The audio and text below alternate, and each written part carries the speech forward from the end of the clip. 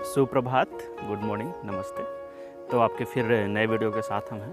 तो आज आप देख रहे हैं कि हम हिंदी साहित्य की शुरुआत के लिए हम यहाँ पर इस अवस्थिति में आए हुए हैं।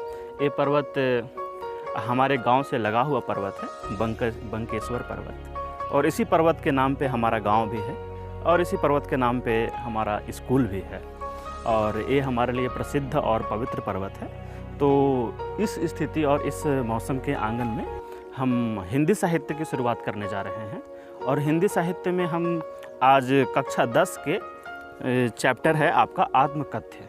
कक्षा 10 के हिंदी साहित्य का आत्मकथ्य चैप्टर है, हम उसका विस्तृत वर्णन करेंगे। ये महाकवि जयशंकर प्रसाद द्वारा लिखा गया है। तो इस कविता के साथ उपस्थित हैं, मेरा नाम अमित कुमार विनी। तो चलिए अब हम कविता शुरू करते हैं। आत्मकथ्य कविता का नाम है और महाकवि हैं जयशंकर प्रसाद। जयशंकर प्रसाद 1889 में उनका जन्म हुआ है, वाराणसी में है और वहीं से पढ़ाई लिखाई किए हैं और उनका निधन जो है 1937 में हुआ है। उनकी प्रमुख रचनाएं जो हैं वो चित्रधारा है, कानन कुसुम है, कामायनी है, लहर है, झरना है और आंसू है।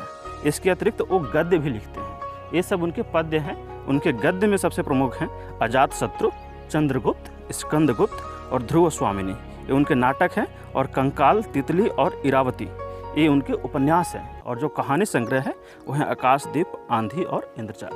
तो एक कवि परिचय हो गया जो महाकवि कालिदास का परिचय था और इनका जो कविता है वो आत्मकथ्य है। और हिंदी साहित्य में हम आत्मकथ्य से शुरू कर रहे हैं। आत्मकथ्य उनकी ही एक कथा है जो अपने जीवन में अनुभव करते हैं। ऐसे तो वास्तविकता ये होती है कि कोई भी कवि या कोई भी लेखक अपने जीवन में जो अनुभव करता है सामान्यतः उसी को लिखता है। तो हम शुरू करते हैं। जयशंकर प्रसाद जी की सुप्रसिद्ध रचना आत्मकथ्य कक्षा 10 की एक कविता है। तो कविता हम शुरू कर रहे हैं कि मधुप गुनगुनाकर कह जाता कौन कहानी यह अपनी, मुरझाकर गिर रही पत्तियां देखो कितनी आज घनी। मधुप अर्थात भंवरे की बात हो रही है। भंवरे जो है वो गुनगुनाकर आज कौन सी कहानी कह रही है और देखो मुरझाकर पत्तियां कितनी घनी होकर आज गिर रही हैं। और इस गंभीर अनंत नीलिमा में असंख्य जीवन इतिहास, इस गंभीर अनंत नीलिमा में असंख्य जीवन इतिहास, यह लोग करते ही रहते हैं अपना व्यंग्य मलिन उपहास। ये जो गंभीर अनंत आकाश है उसके नीचे अनंत कहानियां हैं और वो अपना व्यंग्य, अपना उपहास स्वयं से ही करते रहते हैं। आगे है कि तब भी कहते हो कह डालूं दुर्बलता अपनी बीती, तुम सुनकर सुख पाओगे देखोगे यह गागर रीति। तब भी कहते हो कि मैं अपने मन की कमजोरियों को, मन की दुर्बलता को अपने आप से कह दूं और यह सुनकर तुम सुख पाओगे, कि तुम सुनकर सुख पाओगे देखोगे यह गागर रीति। किंतु कहीं ऐसा न हो कि तुम ही खाली करने वाले, अपने को समझो मेरा रस ले अपनी भरने वाले।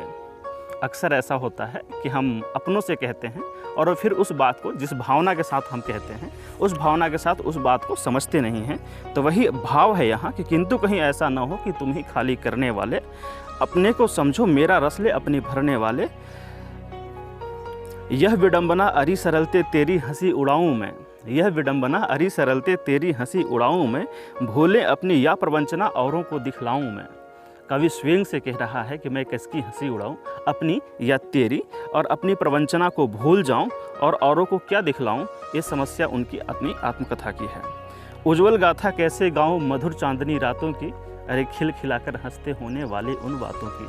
कवि के जीवन में जो भी उज्ज्वल चांदनी रात की तरह सुखमय जीवन है उसकी उज्ज्वल गाथा को कैसे गाएं जब वर्तमान आपके अतीत के खंडहर पर स्थित हो जाता है कि अतीत की जो सुखमय जीवन है वो वर्तमान में नहीं होता। तो अतीत के सुखमय जीवन का गायन करना, उसका वाचन करना आसान नहीं होता। तो वही दुविधा है कि उज्ज्वल गाथा कैसे गाऊं मधुर चांदनी रातों की, अरे खिल खिलाकर हंसते होने वाली उन बातों की। मिला कहाँ वह सुख जिसका मैं स्वप्न देखकर जाग गया, आलिंगन में आते आते मुसक्या कर जो भाग गया। मिला कहाँ वह सुख जिसका मैं स्वप्न देखकर जाग गया।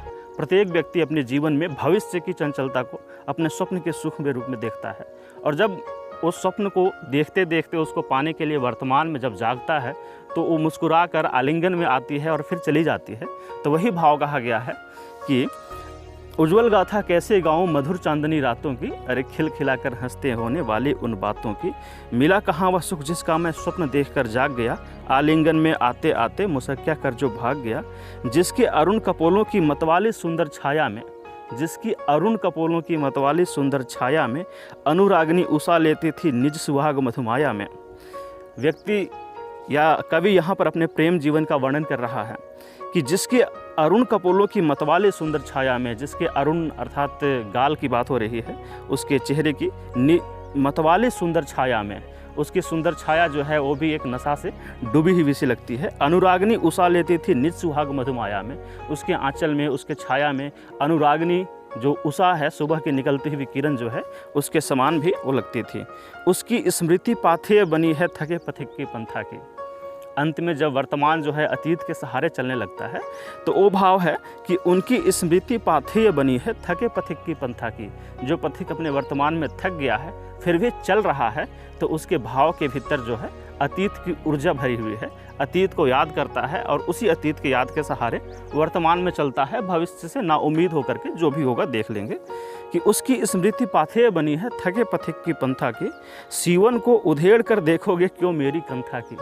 क्या मेरे धागों से सिले हुए हृदय के एक एक कंथ को उधेड़ कर देख लेना चाहते हो? बस सच्चाई यही है कि हम थके हुए पथिक हैं जो अतीत के सहारे वर्तमान में चल रहे हैं। छोटे से जीवन की कैसे बड़ी कथाएं आज कहूँ। जीवन बहुत छोटा है, इसकी बड़ी कथाएं कैसे कहें। छोटे से जीवन की कैसे बड़ी कथाएं आज कहूँ, क्या यह अच्छा नहीं कि औरों की सुनता मैं मौन रहूँ। जब स्वयं व्यक्ति को लगता है मेरी कथा बहुत छोटी है और इसकी बड़ी कथाएं मैं कैसे कहूँ, तो ये आभास होता है कि हमें दूसरों का ही सुनना चाहिए और स्वयं मौन रहना चाहिए। तो वो भाव है कि छोटे से जीवन की कैसे बड़ी कथाएं आज कहूँ, क्या यह अच्छा नहीं कि औरों की सुनता मैं मौन रहूँ। सुनकर क्या तुम भला करोगी मेरी भोली आत्मकथा। मेरी भोली आत्मकथा को सुनकर तुम क्या भला करोगे। कि सुनकर क्या तुम भला करोगे मेरी भोली आत्मकथा, अभी समय भी नहीं थकी सोई है मेरी मौन व्यथा। अभी मेरी मौन व्यथा को कहने का सही समय भी नहीं है, वो सोई हुई है। तो ये भाव है कि सुनकर क्या तुम भला करोगे मेरी भोली आत्मकथा। मेरी आत्मकथा, मेरी पीड़ा, मेरे जीवन की समस्याएं, परेशानियां, सुख दुख को सुनकर तुम क्या भला कर पाओगे। और अभी ये सही समय भी नहीं है। मेरी आत्मकथा जो है, मेरी जो मौन व्यथा जो है, वो थकी हुई है, सोई हुई है। तो ये पूरा कविता है आत्मकथ्य। इस कविता का एक बार हम वर्णन कर चुके हैं कि अर्थ क्या है। अब इस कविता को हम एक बार पढ़ते हैं, सीरियल से पढ़ते हैं और इस कविता को फिर हम समाप्ति करेंगे। कि मधुप गुनगुनाकर कह जाता कौन कहानी यह अपनी, मुरझाकर गिर रही पत्तियां देखो कितनी आज घनी। इस गंभीर अनंत नीलिमा में असंख्य जीवन इतिहास, यह लो करते ही रहते हैं अपना व्यंग मलिन उपहास। तब भी कहते हो कह डालो दुर्बलता अपनी बीती, तुम सुनकर सुख पाओगे देखोगे यह गागर रीति। किंतु कहीं ऐसा न हो कि तुम ही खाली करने वाले, अपने को समझो मेरा रसले अपनी भरने वाले। यह विडंबना अरी सरलते तेरी हंसी उड़ाऊं मैं।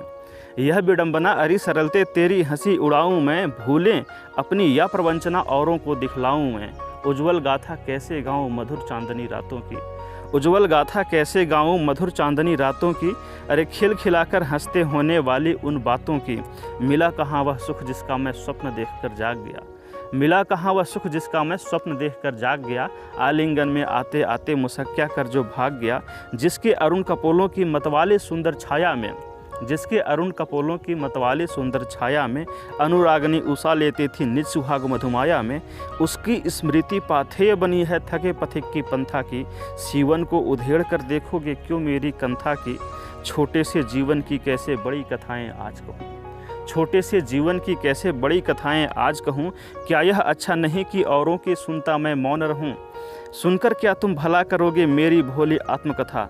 सुनकर क्या तुम भला करोगे मेरी भोली आत्मकथा, अभी समय भी नहीं थकी सोई है मेरी मौन व्यथा। तो ये पूरा कविता है आत्मकथ्य, जिसके भाव का हम वर्णन कर चुके हैं, जिसके अर्थों का हम वर्णन कर चुके हैं, जिसमें महाकवि जयशंकर प्रसाद जो हैं अपने जीवन के गंभीर भावों को इस आत्मकथ्य कविता में उल्लेख करने की कोशिश किए हैं। और ये आत्मकथ्य कविता उनके जीवन से जुड़ी हुई कविता है।